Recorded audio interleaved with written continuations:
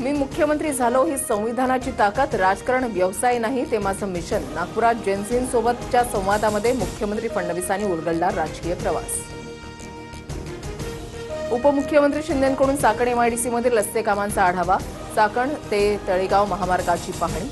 आधुनिक तंत्रज्ञानाच्या सहाय्याने परिसरातील खड्डे बुजवण्याचं काम.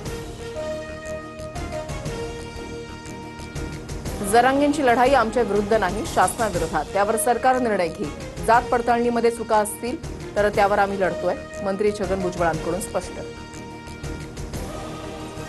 ओबीसी आणि मराठा समाजामध्ये कोणताही वाद नाही. ओबीसींची नियत साफ. मराठ्यांच्या विरोधात जाणं हे सामान्य ओबीसींनाही मान्य नाही. जरांगेंचं भाष्य. 29 तारखेच्या आंदोलनावर ठाम. बारामतीमध्ये आमदार रोहित पवारांच्या पीए अजित दशावतारे यांच्या मुलीचा संशयास्पद मृत्यू. रुईमधील साई गणेश नगर इथे फॉरेन्सिक टीमकडून तपासणी. मुलीची हत्या की आत्महत्या तपास सुरू. एफडीए आयुक्त तुकाराम मुंढेंच्या निर्णयाविरोधात राज्यभरातील खाद्यतेल व्यापारी एकवटले. सुट्या तेलाची विक्री बंद केल्यावरून कोर्टामध्ये जाणार. 15 दिवसामध्ये निर्णय मागे न घेतल्यास आंदोलनाचाही इशारा.